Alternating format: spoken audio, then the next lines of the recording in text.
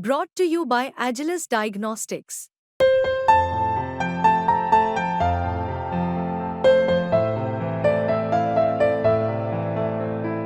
Agilus Diagnostics.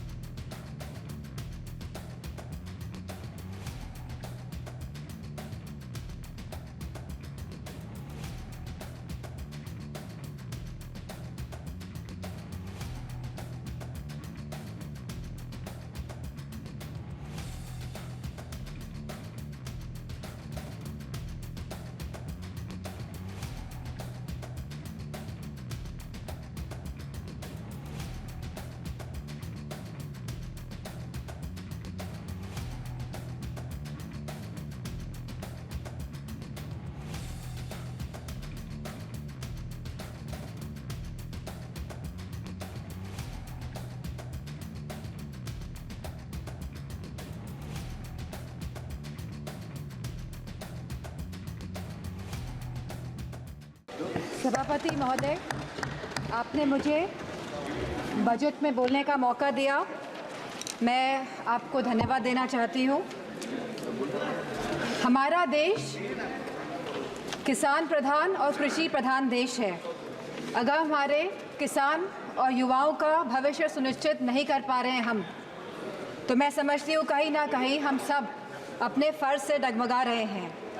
जहाँ वित्त मंत्री ने 9 प्राथमिकताओं की बात करी और कृषि को जहां पहला स्थान दिया गया, वही मैं वित्त मंत्री से पूछना चाहती हूं कि कृषि ग्रामीण अर्थव्यवस्था की वृद्धि दर क्या है।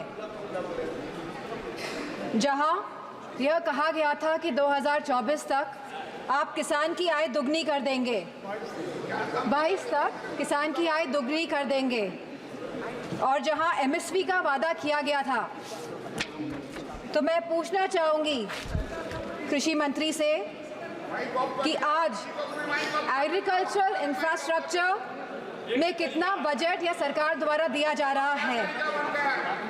यूपी को इस बजट के तहत क्या मिला है। क्या एक भी मंडी पिछले 10 सालों में उत्तर प्रदेश में बनी है। और अगर किसान की ज़रूरतमंद जैसी चीज़ों पर क्या यह सरकार ने कोई भी जीएसटी माफ़ करी है, या खाद में सब्सिडी देने में यह सरकार कायम रह पाई है। और जहां खुद प्रधानमंत्री आए थे उत्तर प्रदेश में विधानसभा चुनाव में, और उन्होंने वादा किया था उत्तर प्रदेश की जनता को, उत्तर प्रदेश के लोगों को, कि वो आवारा मवेशियों की समस्या से किसानों को हल दिलाएंगे, निजात दिलाएंगे। तो क्या इस आवारा पशुओं की जो समस्या है, जिसकी वजह से आज हमारा देश चौकीदार बन गया है, रात भर सो नहीं पा रहा है, तो क्या कोई प्रावधान बजट में रखा गया है इस समस्या को लेके। इसी के साथ जहाँ किसान आंदोलन में लगभग 700 किसानों ने अपनी जान गंवाई, जहाँ उत्तर प्रदेश में भी लखीमपुर खीरी में जहाँ किसानों को रौंदा गया मंत्री जी के बेटों द्वारा, हम पूछना चाहते हैं इस सरकार से कि जहाँ जो 2014 से 22 तक लगभग 1 लाख किसानों ने आत्महत्या की है, तो हम वित्त मंत्री से पूछना चाहते हैं कि प्रधानमंत्री फसल बीमा योजना के तहत कुल किसान लाभ कितना मिला है, और कहीं इसमें गिरावट आई है तो कितनी गिरावट आई है। यह सरकार लगातार 1 दशक से किसानों की अवहेलना कर रही है। गांव की अर्थव्यवस्था पूरी तरह चरमरा गई है, और इसकी एक बड़ी वजह महंगाई है। और जहां मनरेगा में इस सरकार ने 89,000 करोड़ का बजट दिया है, तो हमारी मांग है कि कम से कम 100 दिन की वेजेस मनरेगा के तहत लोगों को सुनिश्चित करी जाए, और लगभग 20% मनरेगा का बजट बढ़ाया जाए। इसी के साथ शिक्षा बजट में भी लगातार हमारा घट रहा है। जहां यह केवल आज 2.5% है of the total budget spending allocation, और जहां यूनेस्को ने ये बेंचमार्क दिया है कि लगभग यह 4 से 6% तक होना चाहिए, वही यूजीसी के फंड्स लगातार घटाए जा रहे हैं और इसको लगभग इस बार 7 से 61% घटा दिया गया है। जहां हम बात करते हैं सस्ती और अच्छी शिक्षा की, वहीं यह सरकार लगातार शिक्षा बजट जो कम कर रही है, तो मैं समझती हूँ इनकी नीयत कहीं साफ नहीं है, मंशा कहीं सही नहीं है हमारे देश के युवाओं के और स्टूडेंट्स के प्रति। वहीं आज हमारे देश का युवा निराश है, जहां निराशा संभव को भी असंभव बना देती है।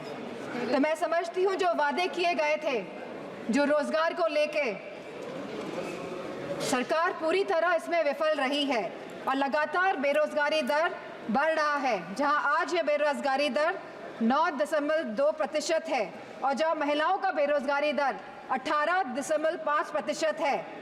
तो मैं समझती हूँ लगातार युवाओं का मनोबल गिराने का काम इस सरकार ने किया है और अग्निवीर जैसी योजना ला के इस सरकार ने नौजवानों का, युवाओं का, इस देश की प्रतिष्ठा का, सम्मान गिराने का काम किया है। जो सरकार सोशल जस्टिस की बात करती है, लेकिन आज भी यह सरकार जातिगत जनगणना से अपना मुंह मोड़ रही है, जहां अनुसूचित जाति जनजाति पर होने वाले अपराध लगातार बढ़ रहे हैं और उत्तर प्रदेश में यह अपराध नंबर 1 पे है।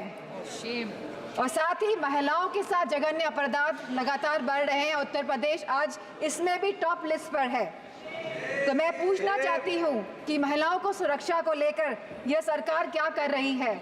और जहां उत्तर प्रदेश में समाजवादी पार्टी की सरकार ने 1090 जैसी सेवाएं चलाकर हमने अपनी माताओं, बहनों और बेटियों को सम्मान दिलाने का, उनका हक दिलाने का काम किया था, तो इस बजट में क्या प्रावधान रखा गया है महिलाओं की सुरक्षा को लेकर।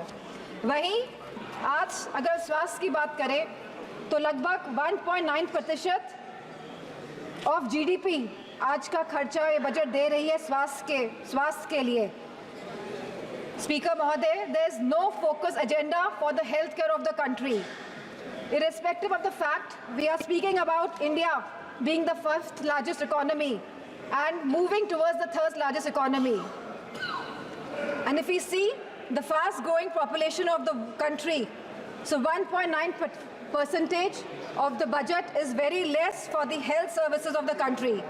Sir, decision to exempt 3 cancer drugs is a welcome move by the finance minister, but it is a very small step in the right direction. Sir, ma'am, हमारे उत्तर प्रदेश में लखनऊ में एक कैंसर इंस्टीट्यूट जिसमें लगभग 1000 करोड़ रुपए लगे हैं, वह तैयार है, लेकिन ना केंद्र की सरकार ना स्टेट की सरकार ये सुनिश्चित कर रही है कि सुचारू रूप से वह कैंसर इंस्टीट्यूट चल सके, क्योंकि कैंसर के केसेस लगातार देश में बढ़ रहे हैं। और मेरा मानना है कि अगर ये कैंसर इंस्टीट्यूट सही ढंग से सरकार चला लेती है तो सस्ता इलाज हम अपने देशवासियों को दे पाएंगे। Very good suggestion. Very good suggestion. Ma'am, there is a massive gap between the demand and supply in the healthcare center, in the healthcare infrastructure.